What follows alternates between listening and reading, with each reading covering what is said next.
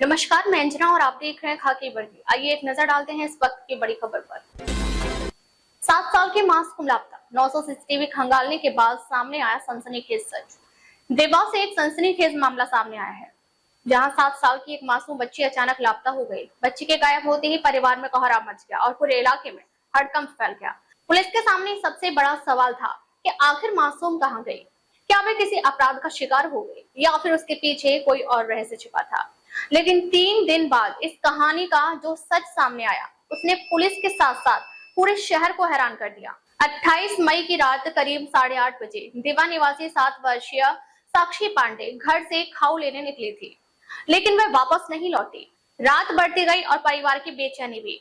परिजनों ने आसपास के इलाके में तलाश की, लेकिन बच्चे का कोई सुराग नहीं मिला। आखिरकार मुंब्रा पुलिस थाने में गुमशुदगी की शिकायत दर्ज कराई गई। मामले की गंभीरता को देखते हुए मुंब्रा पुलिस पूरी तरह अलर्ट मोड में आ गई। 6 विशेष टीमों का गठन किया गया। 60 से अधिक पुलिस अधिकारी, कर्मचारी और स्थानीय नागरिक बच्चे की तलाश में जुट गए। पुलिस ने 900 से ज्यादा सीसीटीवी कैमरे की फुटेज खंगाली। इमारतों की छतों से लेकर गटर चैम्बर तक तलाश की गई, लेकिन बच्ची का कोई पता नहीं चला। फिर जांच के दौरान एक अहम सुराग हाथ लगा। सीसीटीवी फुटेज में बच्ची देवा स्टेशन की ओर जाती दिखाई दी। रात 10:57 पर वह अंबरनाथ जाने वाली लोकल ट्रेन में चढ़ते हुए नजर आई। इसके बाद पुलिस ने रेलवे नेटवर्क पर सर्च ऑपरेशन शुरू कर दिया। अंबरनाथ स्टेशन के फुटेज में बच्ची एक अज्ञात व्यक्ति के साथ दिखाई दी। दोनों बाद में बदलापुर जाने वाली लोकल ट्रेन में सवार हुए और देर रात बदलापुर स्टेशन पर उतर गए। अब पुलिस का पूरा फोकस उस रहस्यमय व्यक्ति पर था। बदलापुर में लगातार छानबीन, सीसीटीवी फुटेज की जांच और स्थानीय लोगों से पूछताछ के बाद आखिरकार पुलिस उस व्यक्ति तक पहुंच गई। जब पुलिस ने उसके घर पर दस्तक दी तो अंदर का नजारा देखकर अधिकारी भी चौंक गए। लापता बच्ची पूरी तरह सुरक्षित थी। वह उस व्यक्ति के 3 बच्चों के साथ रह रही थी। पूछताछ में जो कहानी सामने आई, उसने इस मामले को और अलग ही मोड़ दे दिया। आरोपी नहीं बल्कि एक पिता का दर्द सामने आया। संबंधित व्यक्ति नवी मुंबई की एक कंपनी में HR विभाग में कार्यरत है। उसकी पत्नी पिछले 1.5 साल से उससे अलग रह रही है और वह अकेले अपने बच्चों का पालन पोषण कर रहा है। उसकी एक बेटी पहले यौन अपराध का शिकार हो चुकी थी और इस मामले में पॉक्सो कानून के तहत केस दर्ज है। पुलिस पूछताछ में उसने बताया कि जब उसने बच्ची को अकेले भटकते देखा तो उसे अपनी बेटी की याद आ गई। उसे डर था कि कहीं यह मासूम भी किसी दरिंदे का शिकार न बन जाए। इसी डर के चलते वह बच्ची को अपने साथ घर ले आया। उसका कहना था कि वह बच्ची को पुलिस के हवाले करने वाला था, लेकिन उससे पहले ही पुलिस उसके घर तक पहुंच गई। करीब 3 दिन तक चली इस हाई प्रोफाइल तलाश के बाद मुंब्रा पुलिस ने बच्ची को सुरक्षित बरामद कर लिया। राहत की बात यह रही कि बच्ची के साथ किसी भी प्रकार की आपराधिक घटना नहीं हुई थी। पुलिस की सतर्कता, 900 से अधिक सीसीटीवी फुटेज की जांच और लगातार मेहनत के चलते ये गुत्थी सुलझ सकी। उसका प्रसिद्धी केली गेली आणि या सर्व बाजूने त्या मुलीपर्यंत पोहोचण्यासाठी प्रयत्न केला गेला। या शोधामध्ये अधिकाऱ्यांनी अंमलबजावणी केलेली आहे। त्या सर्व कॅमेऱ्याच्या माध्यमातून तिचा त्यावर हा स्पष्ट होत होता। त्या ज्या व्यक्तीबरोबर ती बदलापूर गाडीमध्ये बसली होती त्या आधारावर रात्री 12:30 नंतर त्या टीमने त्या परिसरातील लोकांकडून सहकार्य घेतलं आणि ज्याच्याबरोबर ती आयडेंटिफाय झाला त्या व्यक्तीने त्याचा चेहरा आयडेंटिफाय केल्यानंतर त्याच्या घरी त्याला घेऊन गेल्यानंतर त्याच्या घरी तो व्यक्ती सुमित शांतारातील होती। त्या लोकांना त्यांच्यासह या बाबतीतली माहिती घेतली असता ही मुलगी त्या ठिकाणी होती आणि एकंदरीत सुरुवातीला जो डाऊट असतो की ज्याच्याबरोबर ती मुलगी सापडली माहिती दिली पाहिजे, परंतु त्याला पूर्ण त्याची माहिती घेतली गेली, त्याचे फॅमिली डिटेल्स घेतले गेले, त्याची मानसिकता तपासली गेली आणि याच्यावरून साधारणतः निष्पन्न होत आहे की ज्याच्याकडे ही मुलगी सापडली त्यांना 2025 मध्ये एक गुन्हा दाखल झालेला आहे। त्याच्यामध्ये पोस्को ॲक्टचाच समावेश आहे।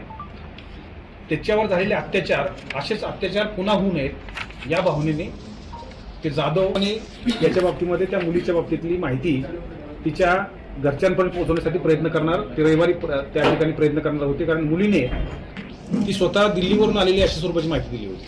ती त्यावेळेस संपर्क साधता आला नाही, परंतु ते रविवारी आम्हाला पोलिसांना ती माहिती देणार होते। याबाबतची खातरजमा केलेली आहे आणि ती मुलगी सुखरूपपणे त्याच्या घरामध्ये माननीय पोलीस आयुक्त सर, जॉईंट CP सर आणि ॲडिशनल CP सरांचं मार्गदर्शन मिळालेलं आहे।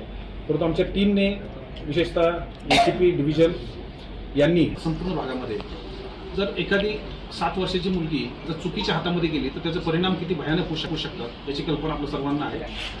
हे संपूर्ण कष्ट जे आहे ते उद्देश सफल झालेले आहे. एका सुरक्षित हातामध्ये ती मुलगी त्या ठिकाणी होती. आता CWCच्या समोर ठेवून त्या संदर्भातले पुढील निर्णय हे घेतले जाणार आहे. 3 ते 4 मुलं या गृहस्थाच्या घरामध्ये आढळून आलेले आहेत.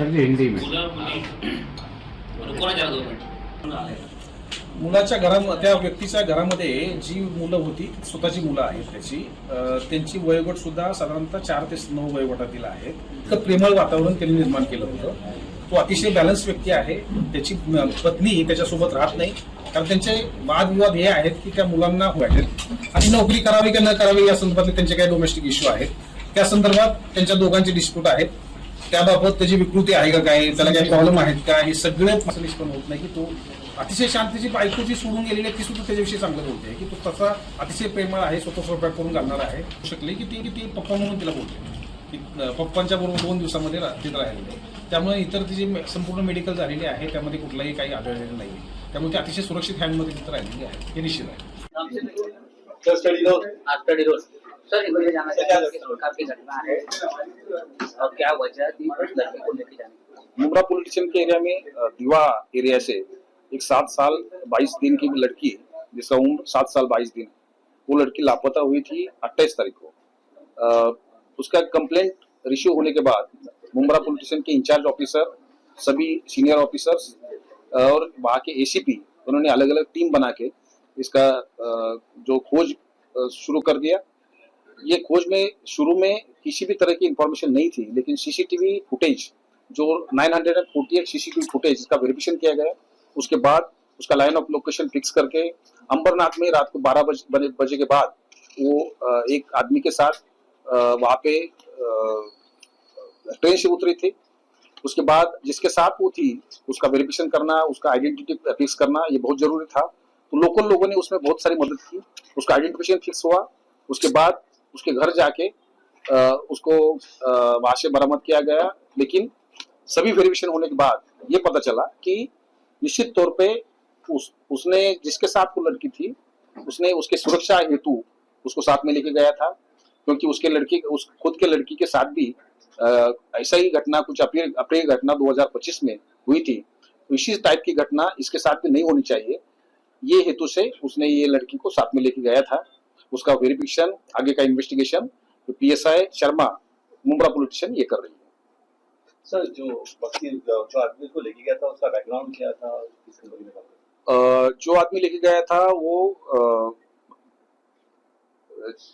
HR मैनेजर है, HR में काम कर रहा है और न्यू बॉम्बे में काम कर रहा है और वो पढ़ा लिखा है, लेकिन उसका कुछ डोमेस्टिक इश्यू चालू है. उसकी वजह से उसकी वाइफ उसके साथ नहीं रहती. मुंबई पुलिस की साकिनाका पुलिस स्टेशन और एंटी नारकोटिक्स टीम ने ड्रग्स सिंडिकेट के खिलाफ एक बड़ी कार्रवाई की है. पुलिस ने इस कार्रवाई में गुजरात के नर्मदा जिले में संचालित अवैध MD यानी मैफेड्रोन ड्रग्स फैक्ट्री का पर्दाफाश किया है. इस कार्रवाई की शुरुआत मुंबई में 101 ग्राम MD के साथ पकड़ी गई एक महिला प्राइवेट कैब चालक की गिरफ्तारी से हुई थी. पुलिस के अनुसार 21 मई 2025 को साकिनाका के पेनिनसुला होटल के सामने साकिनाका इलाके में मुस्कान समीर खान उम्र 26 वर्षीय नामक महिला को 101 ग्राम MD ड्रग्स के साथ गिरफ्तार किया गया था.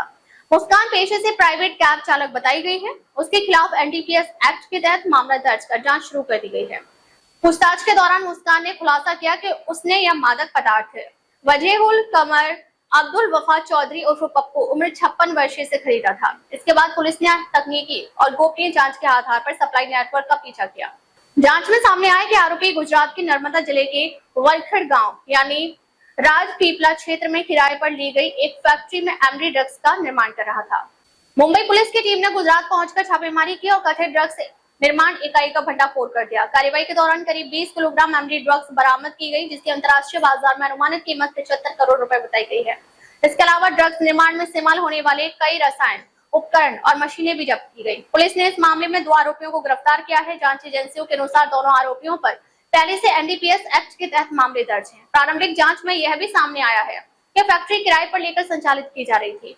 छापेमारी में MD के अलावा 2 ब्रोमो, 4 मैथिलानिलाइन, 4 मैथिप्रोफेनोन, मोनोमेथिलामाइन, ब्रोमाइन, क्लोरोफॉर्म सहित कई रसायन, कमर्शियल फ्रीजर, मशीनरी, फ्लास्क, और अन्य उपकरण जब्त किए गए। जब्त माल की कुल कीमत लगभग 75 करोड़ रुपए आंकी गई है। ड्रग्स सिंडिकेट पर बड़ी चोट। पुलिस अब इस पूरे ड्रग्स नेटवर्क के वित्तीय और सप्लाई चेन की जांच कर रही है तथा यह पता लगाने की कोशिश कर रही है कि तैयार एमडी की खेप किन राज्यों और शहरों में भेजी जा रही थी। यह कार्रवाई मुंबई और गुजरात के बीच फैले कथित ड्रग्स सिंडिकेट पर बड़ी चोट मानी जा रही है। पोलीस स्टेशनच्या अँटी नार्कोटिक्स टीमने एका महिलेला 101 ग्रॅम मेफेड्रॉनसह अटक केली होती। हिच्याकडे केलेल्या इंट्रोगेशनमध्ये वाजेउल चौधरी या सप्लायरचं नाव रिव्हील झालं होतं। या गुन्ह्याच्या तपासामध्ये या सप्लायरला सुद्धा साकीनाक्याच्या टीमने अटक केली। त्याच्याकडे केलेल्या तपासामध्ये हा वाजेउल चौधरी गुजरात राज्यामध्ये जिथे मॅन्युफॅक्चरिंग युनिट चालवत होता तिथे साकीनाका पोलीस स्टेशनच्या टीमने रेड केली आणि या कारवाईमध्ये एक 20 किलो मेफेड्रॉन आणि इतर केमिकल्स तसेच मेफेड्रॉन बनवण्यासाठी लागणारे वेगवेगळे अपॅरेटस वेगवेगळ्या वस्तू या जप्त केलेल्या आहेत। या कारवाईमध्ये जप्त केलेल्या एकूण सीझरची किंमत ही 75 कोटी रुपये आहे। वाजेवल चौधरी हा रेकॉर्डवरील नार्को ऑफेंडर आहे। हा 2001 ते 2017 या दरम्यान जेलमध्ये होता। त्यानंतरही दुसऱ्या एका मेफेड्रॉनच्या केसमध्ये हा जेलमध्ये होता आणि या केसचा पुढचा तपास साकीनाका पोलीस स्टेशन मार्फत करण्यात येत आहे। विक्रीचं काम करते आणि जो या गुन्ह्यातील सप्लायर आहे वाजेउल चौधरी हा जुना नार्को ऑफेंडर आहे। हा पहिल्यांदा 2001 मध्ये याला DRI ने अरेस्ट केलेलं होतं। त्यानंतर 2011 मध्ये तो जेलमधून बाहेर आला। त्यानंतर सुद्धा हा ड्रग्ज मध्ये ऍक्टिव्ह होता। यानंतर सुद्धा त्याला 238 किलो मेफेड्रॉनच्या सह DRI ने पुन्हा अटक केलेली होती आणि हा स्वतः मॅन्युफॅक्चर करणं आणि विक्री करणं या गोष्टीमध्ये ऍक्टिव्ह आहे। साकीनाका एरिया की रहने वाली है और उसी जगह से ऑपरेट करती है। सर पुराना 238 लीटर्स बोला है उसमें मेफेड्रॉन जब्त किया गया। 21 तारीख को महिला पकड़ी गई। 26 तारीख को हमने फैक्ट्री बस की और आज ये बीच के 4-5 दिन हम FSL के रिपोर्ट के लिए वेट कर रहे थे। आज FSL रिपोर्ट हमें मिला है जिसमें जो हमने मेफेड्रॉन जब्त किया था वो FSL ने कंफर्म किया है कि ये मेफेड्रॉन ही है। उसके बाद ही इसको ब्रीफ कर रहे हैं। मैंने कहा कि एक ऑर्गेनाइज ग्रुप है, इसके अलग अलग मेंबर्स है, अलग अलग एरियाज में ड्रग सप्लाई का ये काम करते हैं, तो उसी ग्रुप पे अभी हम काम कर रहे हैं। चौधरी जो है वो 2001 से ड्रग के ट्रैफिकिंग में एक्टिव है। तब से ये ड्रग ट्रैफिक करना, ड्रग मैन्युफैक्चर करना, इन सब चीज़ों से वाकिफ है। और मेफेड्रॉन ये पिछले 7-8 साल में मेफेड्रॉन मैन्युफैक्चर करना और सप्लाई करना ये एक्टिविटी कर रहा है। सर ये जो सप्लाई करते थे ड्रग्स मतलब बाकी लाखों ये किस तरह से करते थे, क्या इनका चेन कैसे था? हालांकि वजेउल चौधरी जो है वो सिंगल हैंडेडली ये लैब कुछ और लोगों की मदद से हैंडल करता था। मैन्युफैक्चरिंग में एक्सपर्ट है और मैन्युफैक्चर होने के बाद भी ये खुद ही मुंबई के आउटस्कर्ट्स में एक जगह है, वहाँ पे ये पूरा मेफेड्रॉन लेके आता था और वहाँ से ये अपने लोगों को डिस्ट्रीब्यूट करता था आगे बेचने के लिए। और उसी के जरिए खुद की एक डिस्ट्रीब्यूशन चेन इसने तैयार की थी और इसी चेन का यूज करते हुए डिस्ट्रीब्यूशन करना और बेचना दोनों चीजें ये लोग करते थे। आरोपी वजेउल चौधरी 12वीं पास है, वही same background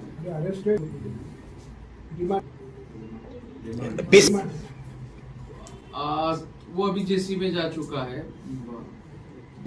Sakinaka police station की टीम ने एक महिला को 101 ग्राम मेफेड्रॉन के साथ पकड़ा था। उस महिला के इंट्रोगेशन में वाजेउल चौधरी नाम के सप्लायर का नाम रिवील हुआ था। जब वाजेउल चौधरी को साकीनाका की टीम ने अरेस्ट किया तो उसके फर्दर इंट्रोगेशन में वो जहां से ये ड्रग्स मैन्युफैक्चर करता है वो जगह उसने रिवील की थी। उसी इंफॉर्मेशन के आधार पे साकीनाका की पुलिस टीम ने वरखड नाम का गांव है नांदोद तहसील में, डिस्ट्रिक्ट नर्मदा, स्टेट गुजरात, यहाँ पे एक रेड कंडक्ट किया।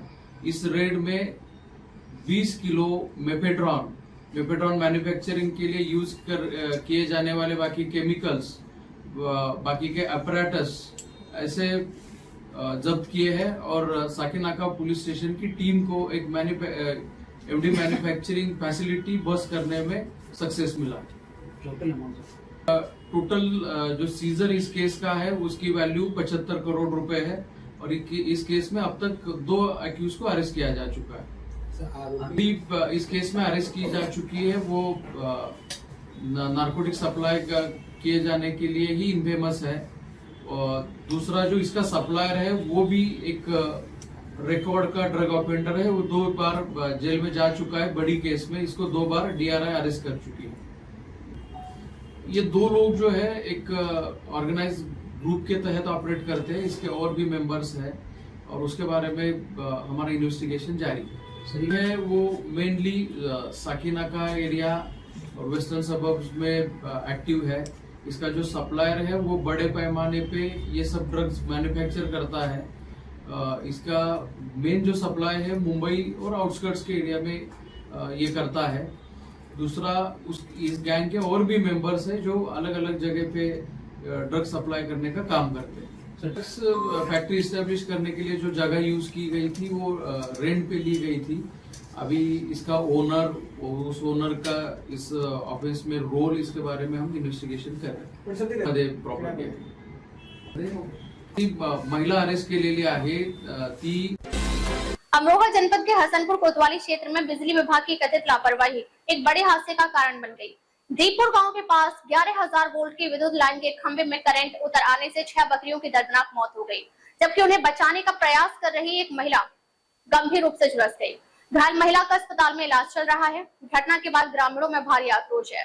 हसनपुर गजरौला मार्ग पर स्थित दीपपुर गाँव के पास उस समय अफरा तफरी मच गई जब सड़क किनारे लगे 11,000 वोल्ट की बिजली लाइन के खंभे में अचानक करंट उतर आया। जानकारी के अनुसार गांव की बबीता, सरिता, सोना और सोनाक्षी सुबह बकरियां चराने के लिए दीपपुर गेट के पास गई थी। बताया जा रहा है कि चढ़ते समय 6 बकरियां बिजली के खंभे के संपर्क में आ गईं और तेज करंट की चपेट में आने से उनकी मौके पर ही मौत हो गई। बकरियों को बचाने का प्रयास कर रही बबीता भी करंट लगने से गंभीर रूप से झुलस गई। घटना के बाद मौके पर मौजूद लोगों ने घायल महिला को तत्काल सरकारी अस्पताल में भर्ती कराया, जहाँ उसका उपचार जारी है। हादसे की सूचना मिलते ही पुलिस मौके पर पहुंची और मामले की जांच शुरू कर दी। घटना से नाराज ग्रामीणों और परिजनों ने बिजली विभाग की लापरवाही को हादसे का जिम्मेदार ठहराते हुए दोषियों के खिलाफ कार्रवाई की मांग की है। साथ ही करंट से मरी 6 बकरियों के नुकसान की भरपाई और पीड़ित परिवार को उचित मुआवजा दिए जाने की मांग भी उठाई है। फिलहाल पुलिस मामले में आवश्यक वैधानिक कार्रवाई करने में जुटी हुई है। दीपपुर गाँव में हुए इस हादसे ने एक बार फिर बिजली व्यवस्था की सुरक्षा पर सवाल खड़े कर दिए हैं। अब देखना होगा कि प्रशासन और बिजली विभाग पीड़ित परिवार को राहत देने और जिम्मेदार लोगों के खिलाफ क्या कार्रवाई करते हैं। अमरोहा से मोहम्मद शान की रिपोर्ट। अब तक ये बस इतना ही, फिर मिलते हैं एक ऐसी ही बड़ी खबर के साथ। तब तक नमस्कार और देखते रहिए खाकी वर्ल्ड।